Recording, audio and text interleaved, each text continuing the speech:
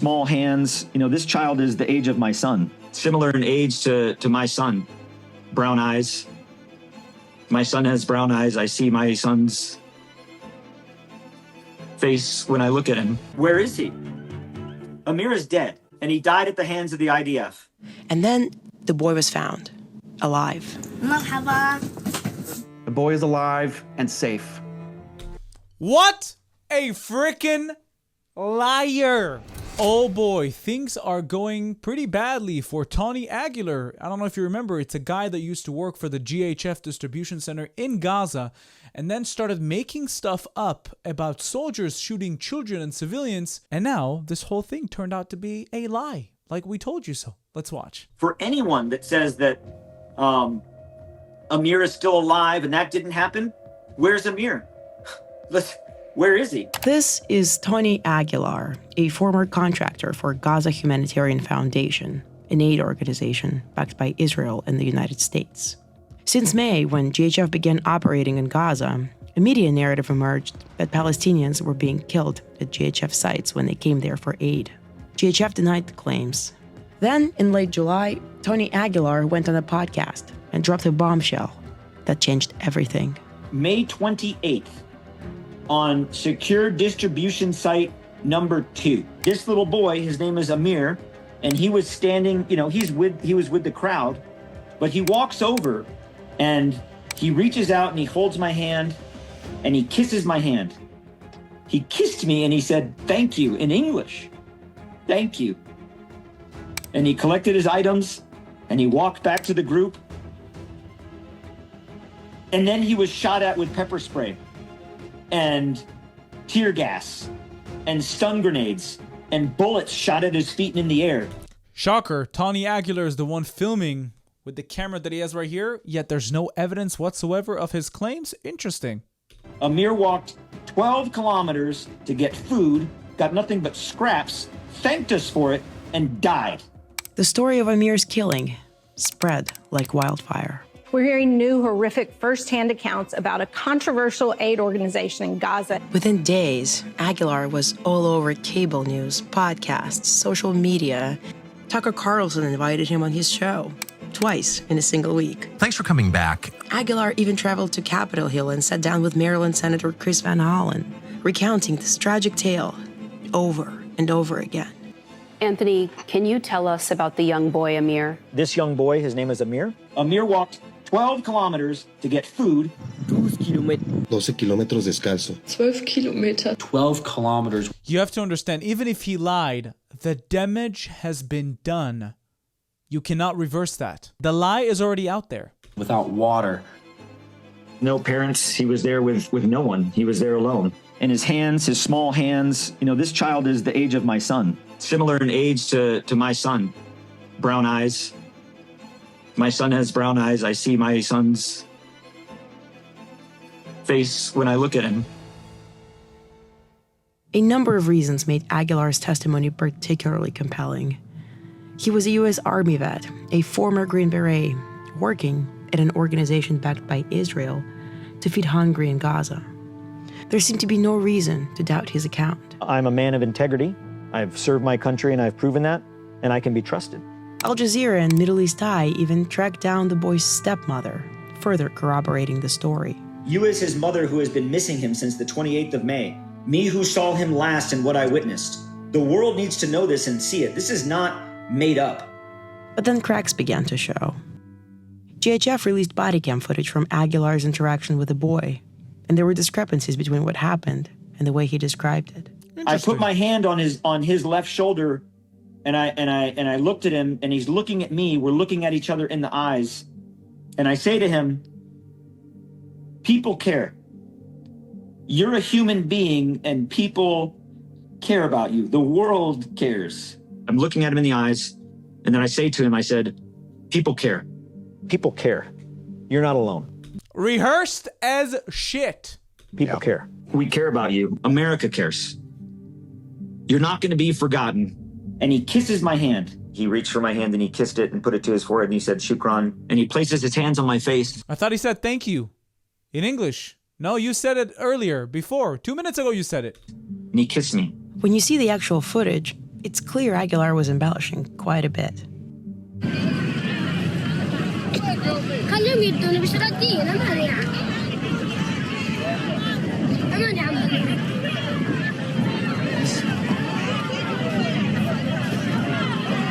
This little young man here, obviously pretty young, he has food. Go home, okay? Thank you. But these odd inconsistencies are minor compared to what was discovered next. Through our partnership with the Center for Peace Communications, the Free Press tracked down the boy's stepmother and sister in mid-August. أنا السيدة سهام شوقي عود الجرابعة أم أمير اللي هو اسمه عبد الرحيم محمد حمدان الجرابعة بس أنا مش عارف كيف خلوه أمير. Aguilar claimed because it would have been difficult for him to remember the full Arabic name. That's why he made up a name. he saw this little boy, whom he renamed, shot and killed on May 28th. But when we spoke to his family, they told us that while indeed he was missing, he had been with them as recently as July. في 28/7 ذاكرة التاريخ يعني؟ في ناس بيعتقدوا انه امير اختفى بديش اقول قتل اختفى بعد يوم يومين من افتتاح المؤسسة الإنسانية الأمريكية. لا هذا مش صحيح. أمير اختفى في 28/7. So if the boy only went missing in July, Aguilar could not have possibly seen him killed in May. And by July, Aguilar wasn't even in Gaza anymore. His GHF contract ended June 13th. He insists he resigned. GHF claims he was fired for poor performance, conflicts with staff, and erratic behavior. Screenshots of his texts show him berating colleagues, then begging for reinstatement, then resorting to threats.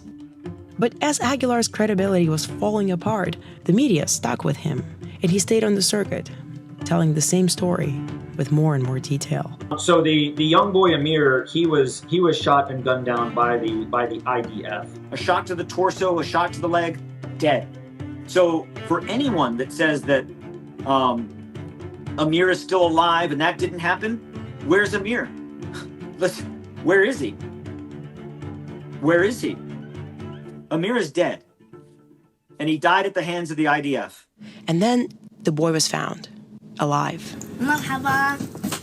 The boy is alive and safe. What a freaking liar.